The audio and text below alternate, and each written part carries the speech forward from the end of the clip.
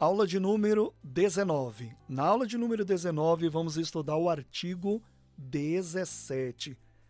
Esse artigo aqui traz muitas informações, viu? Crimes praticados por árbitros. Mas o árbitro, ele comete crime? Lógico. Toda área tem crimes, né? As pessoas... todas as áreas, de uma forma simples falando, todas as áreas tem pessoas que praticam crimes. Na arbitragem, pode sim acontecer de um árbitro praticar um crime. Mas o que é um crime? Quando se fala em crime, é só uma palavra forte, né? Fulano praticou um crime. Olha, um crime é todo tipo de coisa ilícita mesmo, tá? Que a lei condena, que está sobre, né, a penalidade da lei. Então, às vezes, você vê uma reportagem e faz até pena, viu? Outro dia eu vi um vídeo, está circulando aí, não sei se você viu. Lógico, depende da época que você está assistindo, né, o curso, enfim. Um senhor que roubou uma linguiça, um pacotinho de linguiça assim. Depois ele confessou, chorando e etc e tal, que roubou, que estava com fome e tal. Poxa, faz pena, não é verdade? Mas infelizmente ele cometeu um crime ali. E aí me parece que ele sofreu uma punição e não tem assim como você livrar uma pessoa. A pessoa cometeu o crime, não tem jeito. Por que eu estou falando isso? Porque, às vezes, né, a pessoa comete algumas coisas cegamente e acha que aquilo ali não vai dar em nada. E querendo tirar proveito da situação, quer tirar vantagem, quer ganhar algo ilícito, né? E aí se dá mal, porque a lei está ali de olho e uma hora a pessoa ela acaba tendo problemas na vida. E é isso que nós vamos abordar aqui na aula 19, crimes cometidos por árbitros. O artigo 17 é que fala sobre isso. Vamos lá? Lembrando sempre que nós estamos estudando, artigo por artigo da lei que cuida da arbitragem, que regulamenta a arbitragem, que dá a força à arbitragem, tá bom? Então vamos lá. Artigo 17. Os árbitros, quando no exercício das suas funções, olha só, quando no exercício das suas funções. Quando é que ele está no exercício da sua função?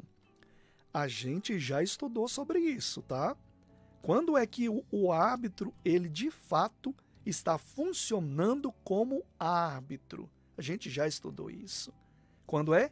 Quando está instaurado o procedimento arbitral. Quando é? Aí vem uma outra pergunta. Quando é que está instaurado de fato o procedimento arbitral? Quando as partes elegem o árbitro ou elegem a Câmara e quando aquele árbitro ou aquele tribunal arbitral deu o aceite. Lembrando que já passou por outras etapas atrás. As partes são capazes, o litígio ele é um patrimônio disponível, e aí então foi instaurado a arbitragem, o procedimento arbitral. E aí foi convencionado as regras através ou da cláusula compromissória ou do compromisso arbitral. Então aqui é só um resuminho para a gente não perder a coisa. Os árbitros, quando no exercício das suas funções, é nesse caso, né? Ou em razão delas, ficam equiparados aos funcionários públicos. Então, quando é que ele fica equiparado a funcionário público? No exercício da função. Fora disso, não está equiparado a funcionário público. Não adianta a pessoa pensar que porque tem uma credencial, que pode dar ali a carteirada, que ele é um isso, um aquilo, tal. Não. Ele está equiparado a funcionário público, ou ele está árbitro, e aí depois nós vamos estudar na próxima aula o artigo 18 que fala que nesse momento que, quando está instaurado o procedimento arbitral, ele é juiz de fato e de direito, nesse momento ele se torna, então aí ele está equiparado a funcionário público. Para quê? Aí é que vem a questão. Para os efeitos da legislação penal. Aí então ele está equiparado para esses efeitos. Que efeitos? Da legislação penal. Se ele cometeu um crime, ele está, nesse momento, equiparado a funcionário público e ele vai sofrer os efeitos da legislação penal. Aí, meu amigo, minha amiga, aí a coisa fica feia. Por quê? Vamos seguindo adiante. Porque, de acordo com o dispositivo, no artigo 327, o caput do Código Penal, considera-se funcionário público para efeitos penais quem, embora transitoriamente ou sem remuneração, exerce cargo, emprego ou função pública. Então, olha só, você sabe que o árbitro, ele é transitório, ele só está árbitro, ele só está equiparado a funcionário público ou chamado também de juiz de fato e de direito quando está instaurado o processo. Aí ele está equiparado a funcionário público. E aí, o artigo 327 do Código Penal diz o seguinte, que embora ele esteja transitoriamente ou sem remuneração, ele está empregando ali naquele momento a função pública. Então ele está sujeito a os efeitos que diz aqui o artigo 17, os efeitos da legislação penal. Aí ele está sobre esse efeito. E aí a gente vai entender o seguinte, exemplos de também pessoas que exercem cargos transitórios, como o árbitro também exerce, transitoriamente ele é um juiz, ele está equiparado ao funcionário público, né? Tem outros exemplos aqui que nos ajudam a ampliar mais esse entendimento. Olha só, um jurado, por exemplo, você já viu aquele júri onde pessoas comuns mesmo são selecionadas para dar o seu voto para a condenação ou absolvição de um réu? Você já viu esse júri? Chamado júri popular. Então, o jurado é considerado funcionário público naquele momento. Mas ele é um funcionário público? Não. Mas naquele momento que ele está jurado, ele é considerado um funcionário público. Para quê? Para o mesmo efeito, para os efeitos penais. Nesse sentido, inclusive, o dispositivo no artigo 445 do CPC, do Código Penal, né? O artigo 445, o jurado no exercício da função ou em pretexto de exercê-la será responsável criminalmente nos mesmos termos em que são os juízes togados. Olha só, então, um jurado que cometeu um crime, daqui a pouco nós vamos ver alguns exemplos de crimes também, ele é considerado funcionário público e é transitório, porque ele só está naquele júri transitoriamente. Logo depois ele volta para sua casa, para sua vida, para sua profissão, acabou. Ele já não está mais equiparado a funcionário público. Estou trazendo exemplos parecidos com o árbitro, para a gente entender cada vez mais. O que mais que podemos trazer como exemplo? O mesário eleitoral. Você já foi votar e tem ali os mesários? Naquele momento, ele está equiparado a funcionário público. Por quê? Porque exerce função pública. Então, Uma das características para você identificar quem está equiparado a funcionário, a funcionário público, né, é o exercício da função pública. E a arbitragem, presta atenção, a arbitragem, ela é uma prestação jurisdicional. Por quê? Porque o árbitro, naquele momento, no exercício da sua função, ele está prestando um serviço jurisdicional de interesse público. Ele está prestando esse serviço. É uma das características que faz você conhecer um pouco mais quem também pode exercer essa função. É considerado funcionário público para os efeitos penais. O que mais que podemos falar? O estagiário concursado. Muito tem, né? Quando está ali próximo a terminar a faculdade, ele vai estagiar. Não, aliás, o concursado. Também poderia ser um exemplo também. Nesse caso aqui, o concursado exerce cargo e, portanto, é considerado funcionário público para os efeitos penais. Bom, entendido isso, vamos ver aqui alguns exemplos de que o árbitro, agora que você entendeu nessa parte, né, que o árbitro ele pode ter os efeitos os efeitos penais da lei, né? Um dos exemplos que eu trouxe aqui para você é a prevaricação. O que é isso? É o crime cometido por funcionário público, nesse caso, o árbitro, que está equiparado a então naquele momento ele é um funcionário público transitório, né?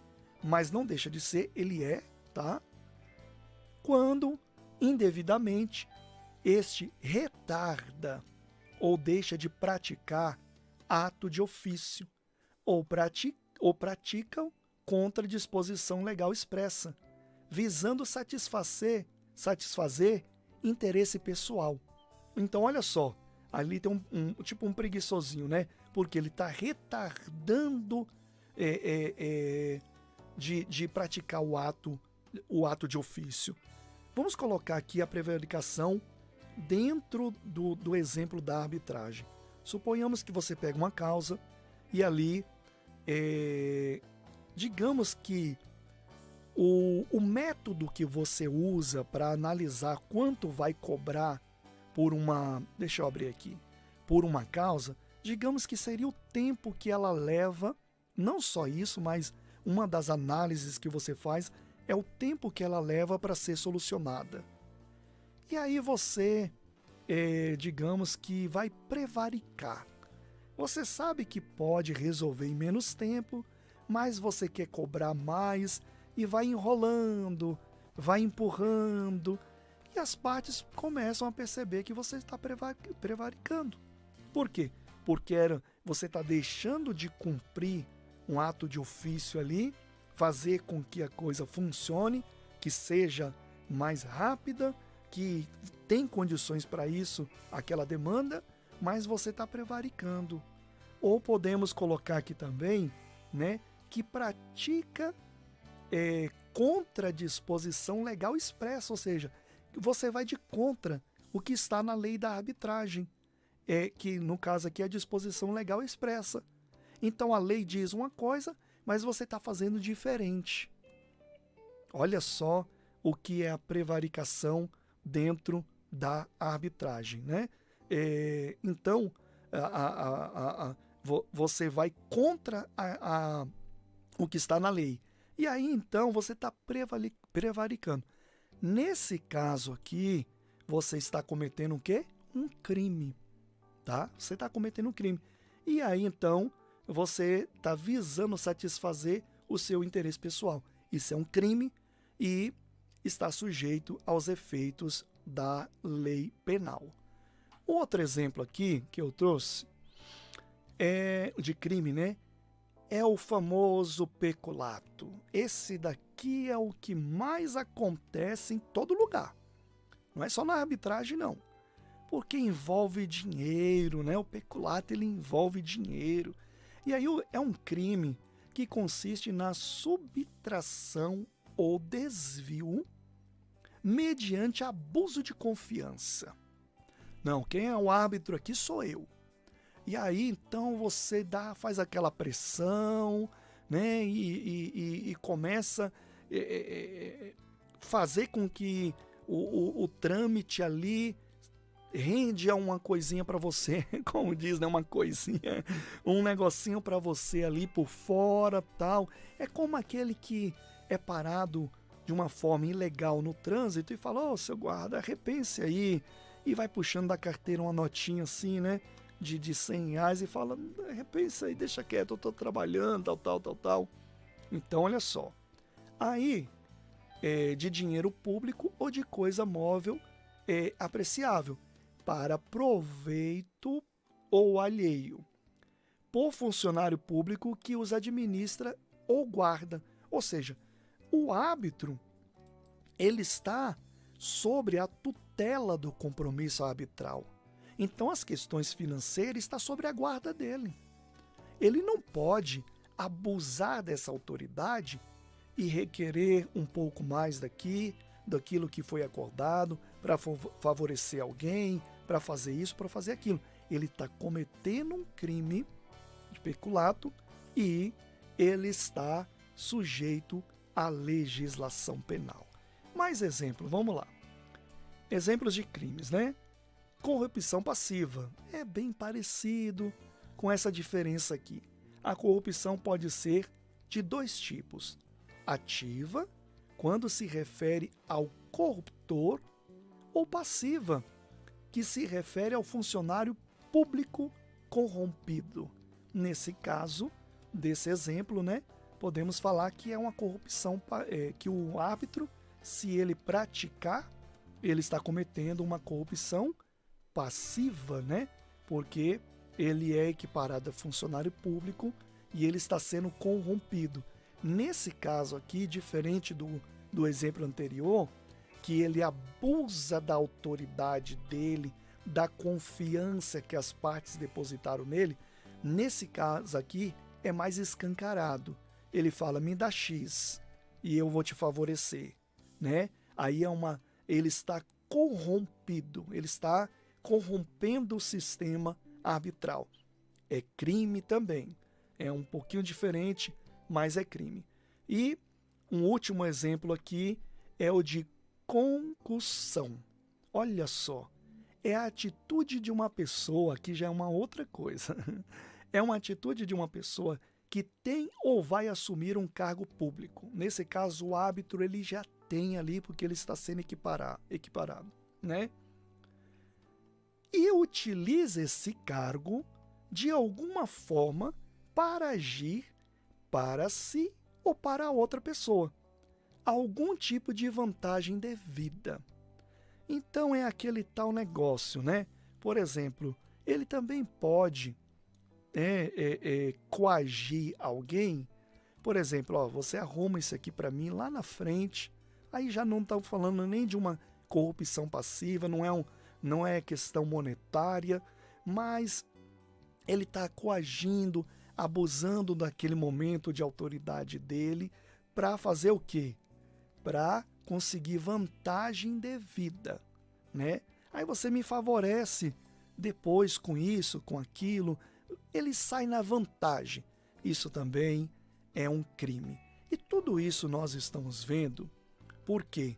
Porque o árbitro, ele também está, como nós acabamos de ver, vamos voltar aqui, no início do slide aqui, nós acabamos de ver no artigo 18, que os árbitros, quando no exercício das suas funções, ou em razão delas, ficam equiparados aos funcionários públicos para os efeitos da legislação penal.